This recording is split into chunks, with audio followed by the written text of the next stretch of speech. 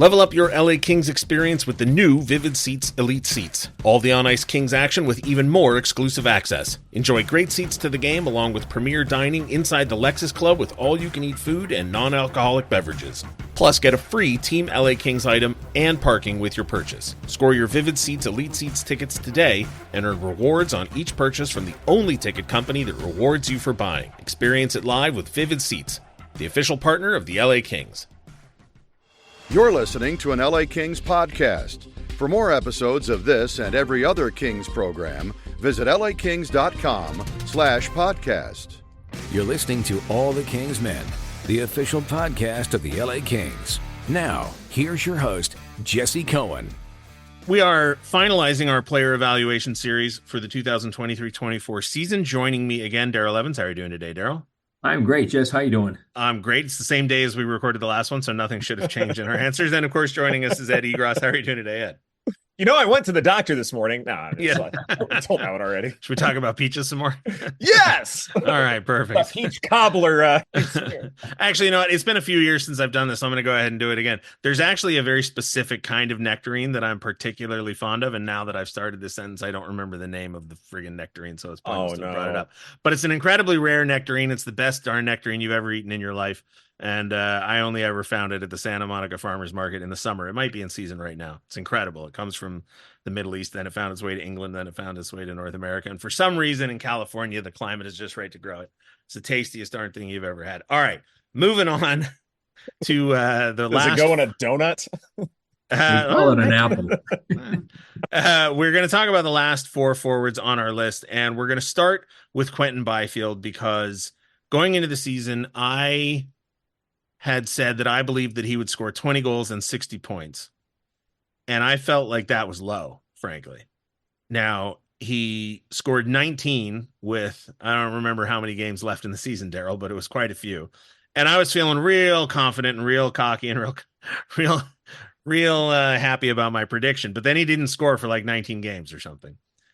He did wind up getting 20 goals. He did not wind up getting 60 points, but I'm taking it as a win because Quinton Byfield had the season that I think he needed to have.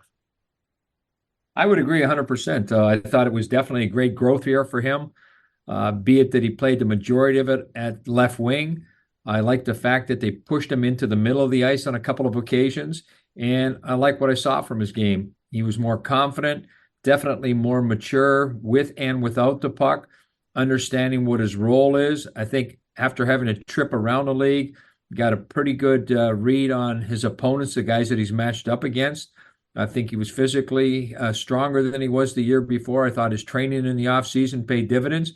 And all in all, it was definitely a season that moved in the right direction for him. And I don't think we've yet to see the tip of the iceberg. I still think there's a long way to go, but great indication he's moving in that direction. Ed, Quinton Byfield is large. He's fast. He's skilled. He scored 55 points, so I came just shy, but like I said, I take it as a win anyway. I'm assuming the NHL edge stats have all sorts of nice things to say about Quinton Byfield. Oh, yes. They certainly do. Sure they do. We'll start with the edge stuff and then get into more specific game stuff. But as far as his overall athleticism, 200 speed bursts over 20 miles per hour is in the 94th percentile. He kept his total skating distance down, which to me is a good thing. And that, yes, he is able to sprint and sustain a really good speed, but he's not overexerting himself to the point where, he gets back on the bench and then has to go back out there. Then you have, 50% of Quinton Byfield, something like that. He's still able to give a really good, consistent outing, no matter what's going on there. 161 shots on goal, 73rd percentile, translating that to 20 actual goals. That's about right in terms of his overall rates of shooting. And even though he doesn't necessarily have the fastest shot going, he is able to generate enough high danger shots to where that more than makes up for not necessarily, blazing radar gun, type of shots. 72 shots on goal, 23.6 shooting percentage. Also, those are really good things. 18 forecheck chances leads the Kings. 22 rebound chances also leads the team. Generated the most inner slot shots per game at 3/4 of a shot. So all of those things are great. To me, the biggest thing about Byfield, though, is yes, he can be a high variance player, but if you look at his best games are about as good as just about anybody. December 3rd against Colorado, Byfield generated 2.82 expected goals per sport logic. That's the highest single game performance this season. Just a phenomenal outing for him. And doing it against good defenses, to me, shows that Byfield is someone where, give him a little bit more seasoning, give him a few additional opportunities. He's someone who can very well have a really high ceiling. He had, oh gosh, I don't know, 4 or 5 highlight reel plays. They weren't all goals. Some of them were passes. There was that move Daryl he made where he pulled it, past 4 different guys and then found Kopitar on the other side of the net. Obviously the Buffalo goal, the Montreal goal. But it sounds, Ed, like even when he's not making highlight reel plays, he's showing up in the positive columns all over the place. Absolutely he is. And to me, again, when we're talking about, overall goal numbers, things like that, yes, we're probably, diverting our attention elsewhere. But in terms of the highlight reel, it's really hard to find anyone on the Kings or, most anyone else in the NHL who has a better highlight reel in terms of the goals created, the goals scored, the passes, all of those things. And, the question is that sustainable, or is this something that is going to be sort of a law of averages where every now and again we're going to see something absolutely insane? Where overall we're seeing a good hockey player, but someone who will occasionally have that phenomenal play. That's going to be the biggest question for him going forward. And, I think one other thing too, I mentioned his shots, aren't necessarily going to break the radar gun. I think also too, probably something else is I would like to see him spend a little bit more time in the offensive zone. I don't know how much of that is, say, a philosophical change perhaps, but definitely someone where, when he is in the OZ, good things tend to happen. And so expect him to be in there a little bit more. And to me, that's probably the biggest thing I would like to see for him going forward that might make those, great plays a little bit more frequent. Daryl, I want to talk about Quinton Byfield, and I want to focus on the difference between the goals and the assists. Because if I sat you and Jim and Nick and Jim Hiller and, DJ and everybody down, and I said, okay, write me a manual for how to create a player ideal for playing with Anze Kopitar. You'd want somebody who's not afraid to go to the front of the net, who can capitalize on scoring chances that are created in the front of the net, who can play with his head on a swivel, head up, so he can find opportunities for his line mates to score, who will go into the corners, win board battles, be responsible with the puck, and on top of all that, be not just willing to do all that, but almost wanting to do all that. And I feel like that's a pretty good, accurate description of who Quinton Byfield is. Like when I hear him talk about the things he needs to do to be successful, it's all the things that the team would want him to want to do to be successful. Well, I think he learned from a couple of the best in Kopitar and Kempe. First of all, his line mates. I think they were really clear with him, and they communicated very well that in order to play with them and play on the first line against the opponent's top players, these are the things that you had to do. And you don't even have to listen to the words that come out of their mouth. You just have to watch the way they conduct themselves each and every shift. And that starts off ice, the way they get themselves prepared. But on the ice, just their vision, see the game through their eyes. On the bench, talking, asking questions. I think those two guys, Kopitar and Kempe, have done a great job at mentoring young Byfield. And because of that, you also have to be willing, and Byfield was willing. I think he recognized an opportunity that if I sit there and if I'm listening to these guys, they're giving me a chance, be it I'm not playing my strong position, I got a chance to really do something special. There's a movie called The Breakup starring Jennifer Aniston and Vince Vaughn. And in that movie, they're having a fight because Vince Vaughn hasn't done the dishes or didn't do the dishes fast enough or something like that. And in the fight, Vince Vaughn says, "You wanted me to do the dishes. I did the dishes." And Jennifer Aniston says, "No, that's not the point. I want you to want to do the dishes." I feel like the Kings want Quinton Byfield to want to do all those things, but I also feel like Quinton Byfield genuinely wants to do them. And then when I hear other players like Brant Clark or Alex Turcotte, as they slowly start to sort of talk about that B game that Todd McLellan would talk about, if your A game isn't there one night, you need to be able to have a B game. You need to be able to find a way to contribute if you're not putting the puck in the back of the net. You need to find a way to be physical if you're not driving guys through the boards. All of those things come through Quinton Byfield's words, but they also come through in his play. And I know that some people want him to be more of a threat from distance, for example. Ed, to your point about his shot speed not being terrific. But is it possible that his ceiling keeps going up without adding that element to his game? I mean, he scores goals from the goal mouth.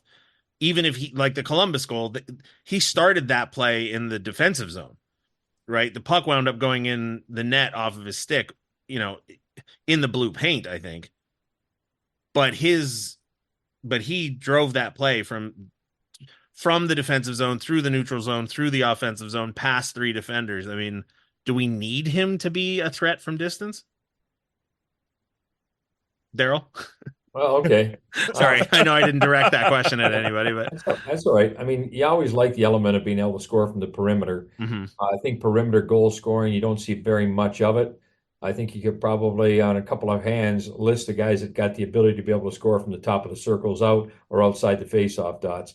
And that I'm talking like off the rush, not like a set play on a power play where Leon Draisaitl is 3 inches off the goal line and, Connor McDavid is drawing everybody to the other side. He throws the puck to an empty net. I think Byfield's game, I think he's really learning to play a complete game. He'll continue to keep working on his shot. I know he's made some adjustments in his stick over the first couple of seasons as a pro, and he'll continue to keep doing that. Whether it be your flex, the length of the stick, the curve that you're using, that'll all come in due time. He's a young player, 21 years of age. He'll continue to figure that out. But he's learning and progressing while he's figuring it out. And he's applying all the things that he's learning to the game to see the impact that they'll have on not only his own personal game, but what allows him to be able to do with his line mates. I think the tenacity that he showed along the boards, winning those battles with Kopitar and Kempe in a number of games, and then when he went to other lines, he carried that with him. So, is he ready to carry a top 6 line as a centerman in the NHL? Time will come, but I think he's definitely a step closer than he was 12 months ago. There's no answer to this question, but I'm going to ask it anyway. I have sort of come around to the way of thinking that you can't, or maybe not you can't, but it's very difficult to train or develop a star player's replacement while the player being replaced is still in the lineup. And Ed, you're a multi-sport, you're a polysport. So I'll ask this question to you because I ask a lot of people sort of rhetorically. Can you think of a excellent, elite level player, whatever sport, who was in his position when his or her replacement developed and then sort of like a peaceful transition of power, that legendary player stayed on the team while they were slowly replaced by their replacement? Okay. I would have to think if, say, we're talking football, for instance, I'll start there. We're probably talking about either a running back or a wide receiver where there was a clear running back 1, but the running back 2 was really, really productive. Because I watch a lot of Dallas Cowboys football. It's something where Ezekiel Elliott was certainly the guy, but then he became a lot less efficient. Then you bring in the backup. He's supposed to be much more efficient, but then he becomes the guy. And then you realize, oh, wait, he was efficient because it was in small doses. He can't necessarily do everything, especially say at the goal line. So it's something where it is uncommon in large part because when you do limit someone's, say, ice time, then they can be extra efficient just because in those small spurts, they know what they need to be doing. And sometimes they're going up against, say, an easier defense. The challenge is a good bit lower. But that's the thing about starters is when you're going best on best, then suddenly, yes, things may be a little less efficient, but you have to incorporate that degree of difficulty. So when we're talking about Byfield, are things easier for him? Certainly that's up for debate. But it's also something where you want to at least be comfortable that the developmental curve is there. And Daryl, I couldn't agree with you more that, we're always seeing that extra step. We're always seeing that ceiling get raised every now and again. It's just a matter of really maintaining consistency more than anything else. And that's going to be hard to do, especially when you're going up against the best defenses in the NHL. But at least you are confident that the optimism is there and worthwhile. The reason I'm asking is the idea of him ever transitioning from wing to center. Mm-hmm. I understand that based on his draft profile, based on, the roster construction and expectations and everything, it's okay. He's the, heir apparent to Kopitar, et cetera, blah, blah, blah. But if Kopitar maintains his productivity and impact over the next 2 seasons, presumably the last 2 seasons of his career, and if Byfield is an effective winger for him along with Kempe, wouldn't it be easier to find an approximation of Kopitar to replace Kopitar than to have Byfield move over to try and replace Kopitar? And then now you're trying to find another player to try and replace Byfield. It just feels like you're double hampering yourself when you don't need to. Whereas if you can turn Quinton Byfield into a Kucherov level impact, maybe not the same style of play, nobody complains about Kucherov's cap hit or draft profile. Like, he's just an incredibly effective, dominant player who happens to be a winger. I don't know. There's no answer. Like I said, no answer to that. I'm just throwing out thoughts. We're going to move on to a player who's unquestionably a winger, which is Kevin Fiala. And we talked a little bit about him last time, Daryl, when it came to whether it was turnovers or penalties or not playing the best version of his own game.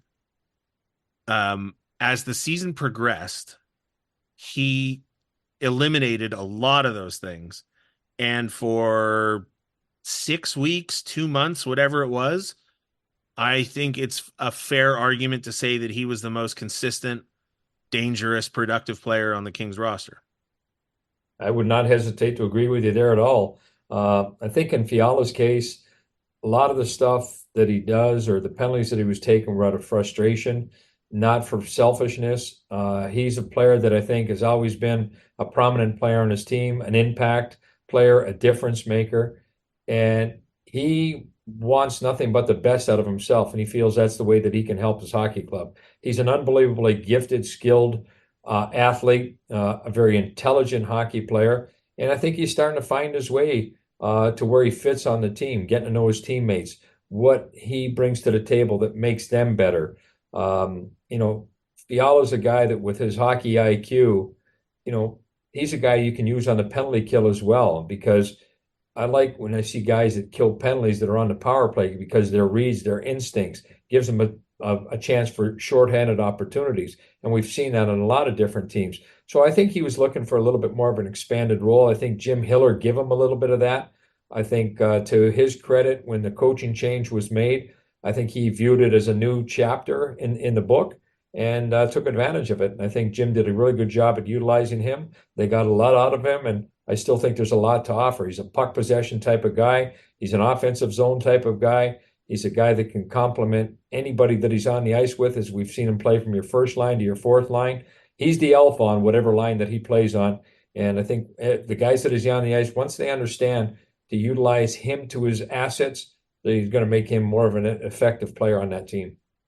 Ed, we talked last time about Victor Arvidsson, and I made the distinction between the best playmaker and the best passer.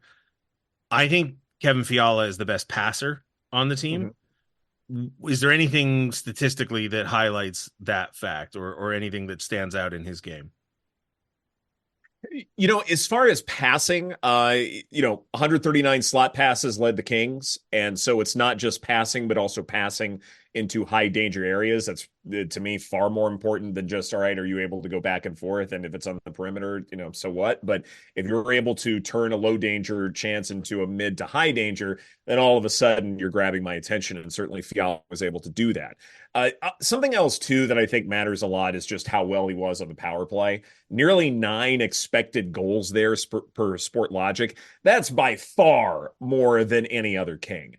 So being able to pass into high danger areas and then be able to shoot in high danger areas, especially with the man advantage, that was absolutely impressive. And generating those high danger shots on goal, even at even strength, that also matters a great deal. And when we talk about growth, I think a lot of the growth that we saw was definitely on the defensive end. He can be a risky player. We saw that with defensive zone turnovers, but he really was able to minimize those, especially after the All-Star break. And so some of that may just simply be, a growing pain, so to speak. But when you talk about his riskiness, I think he was able to tamp that down, but then able to, maintain his great offensive performance to where he was able to be effective at both ends. We talked about this last time when we discussed Dubois.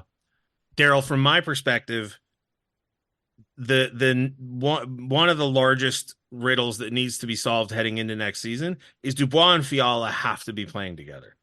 Because if you have Fiala with Moore and Deneau, and you want that to be a scoring line, and you want Dubois and whomever winds up on his line to be a scoring line, and you want Kopitar, Byfield, and Kempe to continue their scoring, you either need to figure out an entire line with Dubois, or just it would make everybody's life so much easier if you could just throw out Fiala, Dubois, and whoever. But you said he needs to be the alpha on his line, or he will be the alpha on his line. And when they broke up that Fiala Dubois line earlier in the season, Fiala was asked whether or not he likes to be the momentum driver on the line, and he acknowledged that he did. So is that something that you can coach into or out of a player, or does that just have to be a jigsaw that you sort out? Because I just don't know that we can do another round of Fiala with two fourth line players because they get him the most puck touches, which is sort of what we heard down the stretch. Yeah, I don't think that's the way you have to look at it. I think regardless of who Fiala's on the ice with, he's going to get his touches. We saw it when he was on the ice with Deneau, Trevor Moore, whatever line he was out there, he's going to get his touches. And the other guys are going to get their touches as well.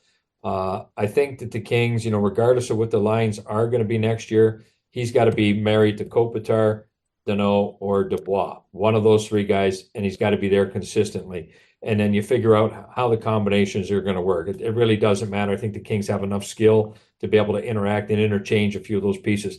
I would like to see a little bit more consistency within the lines. I think that will build chemistry. The reason why Deneau, Moore, Arvidsson, Kempe, Kopitar, and even Kempe, Byfield, those guys, or Kopitar, Byfield work, is because the history that they've had playing with each other. The other guys, the combinations we're talking about, Fiala, Lizotte, Lewis, Fiala, they were in and out. They don't have a history together. It's just their skill and their work ethic that allows them to be able to succeed together as a group. But Fiala does have to play a prominent role. He can't be playing on your fourth line night in and night out and expect him to lead your team in scoring. And I would make the argument that Dubois probably makes the most sense for him, in large part because I consider both skaters to be, pretty solid, if not excellent passers.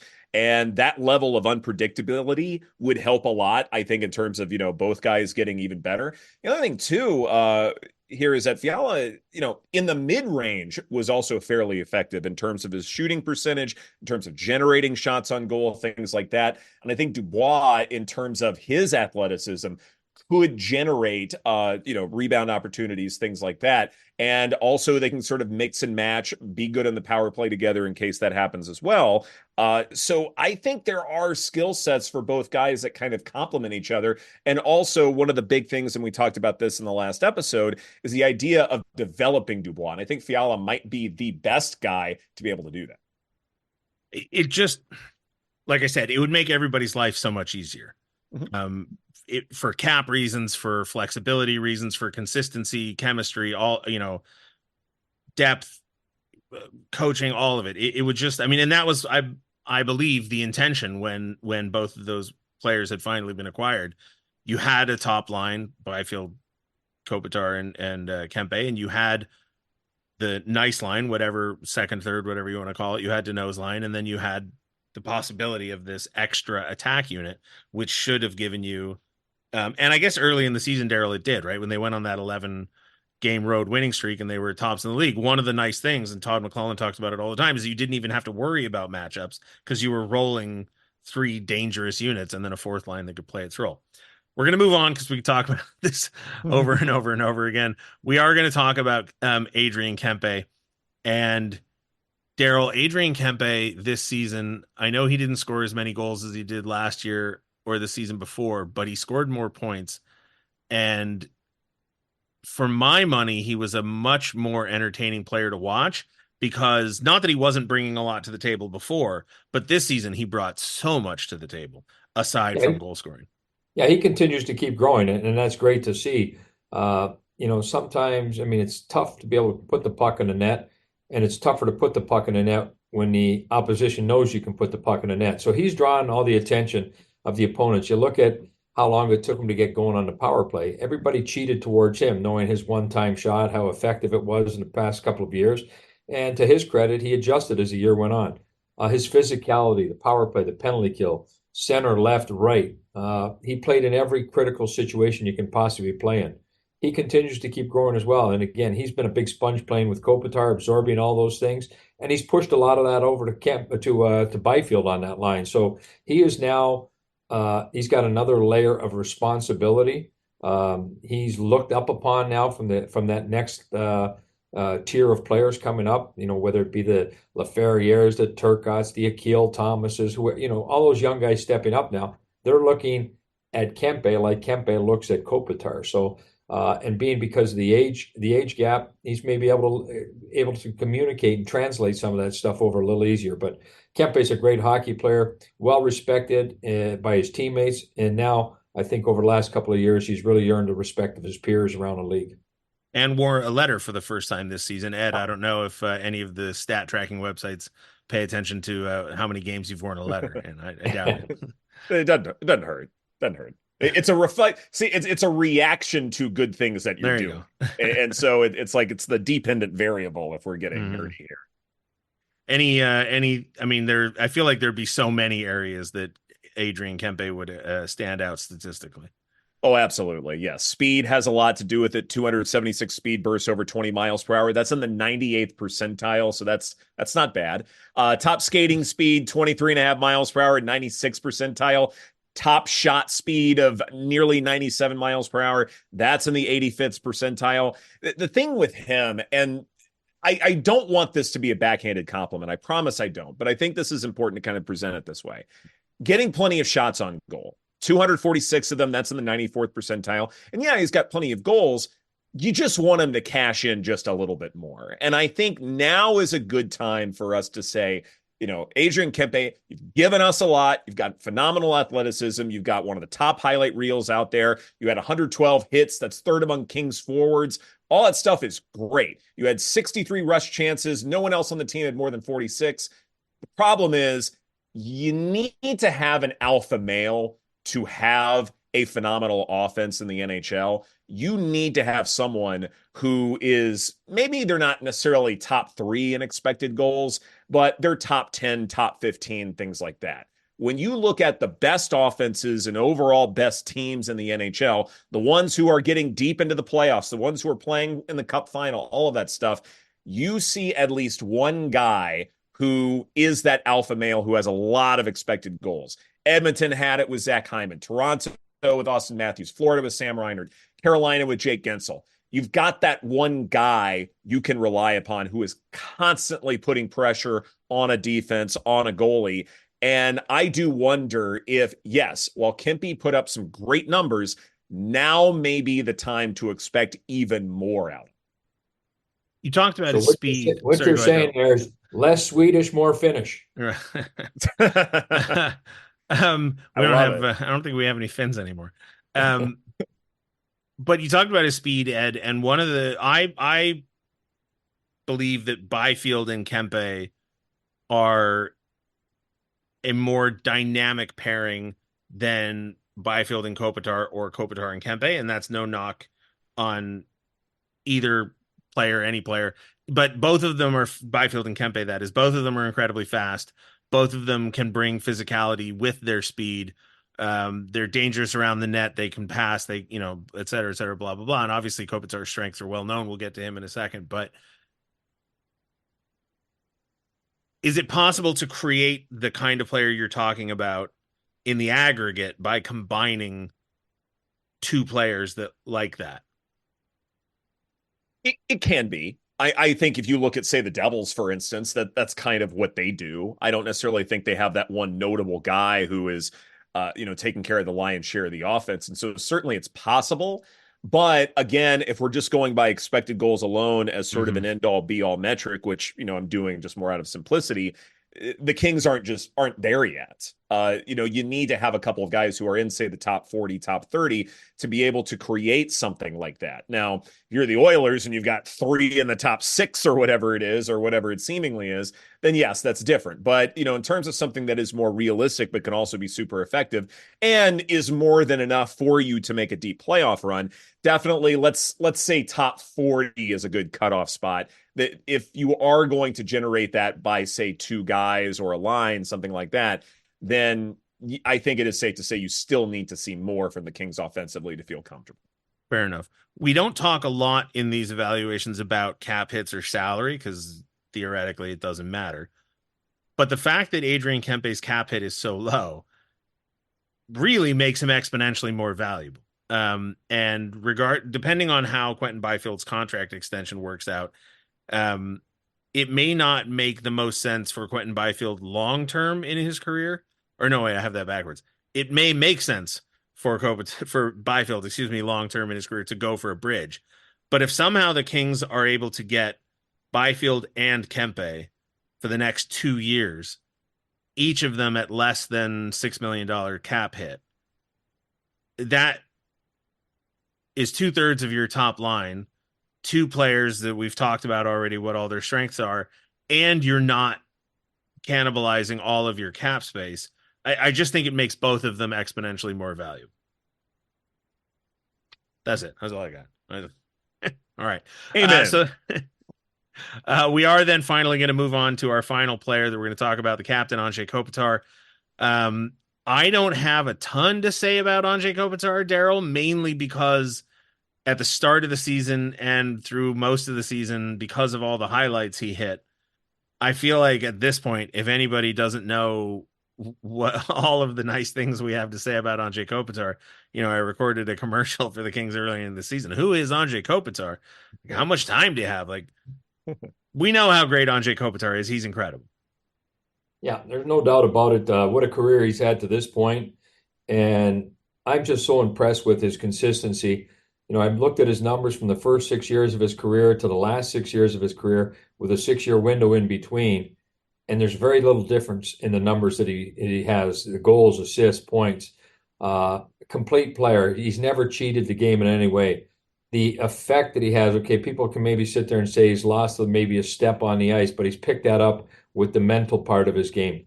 The impact, the influence he has on guys like Kempe, Byfield. These guys would not be the players that they are today without being on the ice, being in the locker room, traveling with a guy with Kopitar. He's been a mentor to them and will continue to do so. Even the next wave of guys that are coming up that have been drafted, have been at training camps for the last few years. That's where I think you can really measure what type of a player Anze Kopitar is. The statistics, the Stanley Cup championship, the individual awards that he's had, the respect he has from his peers. I mean, we hear it all the time. If Anze Kopitar was on the East Coast, he'd be looked upon in a whole different light. But out here, I know that those of us that are around him each and every day, watch him practice, I have a great appreciation, a great respect for him, to watch the way that he plays the game, the way he approaches the game, the impact that he's not only had on the LA Kings, but the game of hockey out here has been phenomenal. What a career, and it's been an honor to be able to work with him and watch him play. At some point, we're going to revisit an episode that I did with my dad during the 50th anniversary season, where we took the Hockey News for the 100th anniversary of the NHL. They took every franchise and they ranked the top 50 players for each franchise. So we went through the Kings top 50 list back in 2016-17, and we gave our impressions. And we said, all right, well, this guy, number 47, we bump him off the top 50 and we put in a guy that maybe wasn't there now. And I think at the time we decided that Dustin Brown deserved the number 1 spot. No disrespect to Dustin Brown. I'm just going to spoil the episode in advance. When we ultimately do it later this summer, it's going to be Anze Kopitar, Ed, as the number 1 king of all time. Mm-hmm.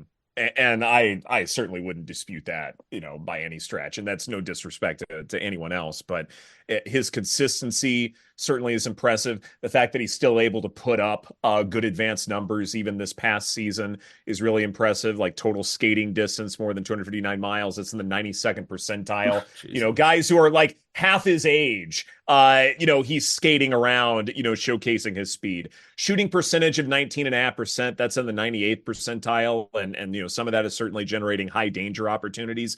It always seems like whenever there is a stretch of time where we can say, wow, this Kings offense is really impressive. They've really turned a corner. Kopitar has had something to do with it, whether he's the one scoring goals, whether he's assisting, whatever he may be doing, he's a part of whatever turnaround that is. And that's, something else that's super impressive. A lot of this stuff that we talk about is certainly even strength, and that matters a great deal as well. What's interesting to me is that yes, he does spend a lot of time in the defensive zone, at least this past season. Some of that may very well be philosophical with, say, the 1-3-1 system where you're forcing more dump-ins and things like that. But overall, I look at it and say, even though he spends a lot of time there, he's still able to be consistent offensively. And, that probably would explain why his skating distance is so high. But at the same time, the vision that's required to operate out of the defensive zone more than most and still be an effective offensive threat, that to me is super duper impressive. Smaller things are also really cool. Only 3 guys for the Kings have a face-off win rate of greater than 50%. Kopitar is leading the way there. The other, Laferriere and Deneau. And one other thing I guess I would hope for him going forward, when you have these legends and these guys are certainly getting, a little older, at the same time, you really hate to say, wow, I wish you could, do even more for us and spend more time out there. His average ice time last season was 19 minutes, 39 seconds. That's not that high for forwards compared with others at that position in the NHL. So it's one of those things where you do have to, tame the tiger a little bit. But at the same time, what you are getting out of him is super duper impressive. I'm glad that you mentioned the philosophical issue, because when we were talking earlier about his career and the length of his career and what he's meant to the franchise, he was drafted by Dave Taylor. Mm-hmm. His first coach was Mark Crawford, Daryl, I think it was, maybe.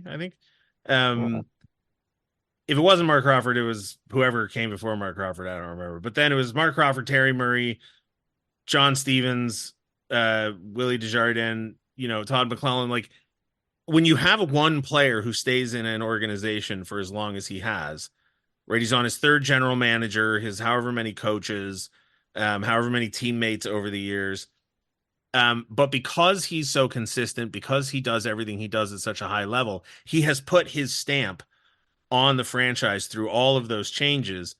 But also his stamp earlier in his career, right, was influenced by the organization. And so you have these weird echoes of previous, it's like a vestigial limb or something, right? Like it's not there anymore. The organization evolved out of it, but it's still sort of living on through Anze Kopitar. So when people say, okay, well, let's ditch the 1-3-1, let's, go for high octane, up and down the ice, blazing speed offense, you go like, all right, well, your number one center is a Selke winner. Your number one center isn't defensively irresponsible. Your number one center is not going to finish the season minus 45 or whatever. Like, it's not going to happen. And part of that's because when he was younger at his peak, the organization had a certain identity that became sort of imprinted on him. And then the longer he's here, he imprints it back on the organization. I don't know the point of that. I just wanted to sort of toss it out there. But either way, Anze Kopitar casts a huge shadow. Oh, without a doubt. I mean, he's a face of the franchise. He's exactly the ultimate type of player that you want to see. When the young players come in and they get a chance to be introduced to him, all the coaches, all the teammates will say, watch what he does, do what he does. And that's the ultimate compliment when you want everybody to emulate the way you conduct yourself both on and off the ice with or without the puck. And Anze Kopitar is that guy for the Kings. And I think one thing I would add too, to your point, Jesse, about philosophical changes, because of Kopitar, you have to make them just a little more subtle than maybe a fan would like. I think that's probably the bigger point, because he is this overarching presence, because he is so good at the job he does. within the system he operates within, that to me points to, okay, yes, there are things that you can do differently. Yes, there are developmental things to point to in terms of key players, and we've certainly talked about that. But you don't want to change everything, because then you're going to lose something that is super valuable. So the philosophical changes are more tweaks than they are wholesale. I think Kopitar has a lot to do with that. Well, and another reason I sort of want to reintroduce the concept is because when people are talking about, changes to the team systems and changes to the team's lineup and everything, there was an article written on City Official's website predicting that the number one line would not have Anze Kopitar as the center. It would be Byfield. And that the second line would be Kopitar, Kempe, and fill in the blank. And you can feel however you want about that kind of idea or prediction. I just don't think it's realistic. I don't think it's rooted in any version of reality. And so I would encourage people, as I always say, happiness is based on expectations. So if you don't want to make yourself unhappy, I'd say knock it off. No, as far as expecting that sort of thing, because I just don't think it's going to happen. But anyway, I think that's going to wrap it up, unless we want to talk about how great Anze Kopitar is. And I feel like I'm dismissing him or being rude to him, but like, I don't know. He's great. I mean, honestly, I think Daryl, you said it, or Ed, I don't remember who, but I mean, it's been said time and time again. It really has been an honor watching his entire career. It has. Yeah. All right. Well, we're going to wrap it up. Takeaways too. Somebody of his age, his ilk, he's still able to get in there and get key takeaways and turn defense into offense. I mean, I think again it points back to this important element for the Kings, having such a stout defense where everybody's playing it, but then turning that into something. And at least when you're looking at the development of other guys on his line and the second line, at least that there is this nice baseline that you're comfortable with. Yep. Well, hopefully this was entertaining for people listening. I hope we brought up enough various different angles talking about all the players. I know we didn't get to every player, but it's a weird summer. I didn't know what the timelines were as far as contract signings, who's coming, who's going. Daryl, there's so many empty spots that need to be filled. And I don't mean like, for example, I'm considering Quinton Byfield's spot empty because he doesn't have a contract, but obviously it's not empty. But he doesn't have a contract. So on my spreadsheet, it's empty. But this will come out the second week of June. We got the draft. We got free agency. We got dev camp. There's a bunch of other stuff. At some point, the league will be making announcements. Some of them leaked on Twitter already. Some of them haven't. So this is going to be a crowded month, and we will be bringing as much stuff to you as possible. So stay tuned. We have a conversation with Mark Yannetti that we already recorded, but we're holding until closer to the draft. So if you haven't already heard Hoven's interview with Mark Yannetti, I would urge you to go ahead and listen to that. It's fascinating. Hopefully there wasn't too much overlap when we get ours out there. But Daryl, thank you for joining me for all of these. Always a pleasure, guys. Enjoy the conversation, and look forward to catching up again here in the next few weeks. Ed, thank you. Feelings mutual. And as always, thanks for listening, Kings fans. We'll talk to you soon.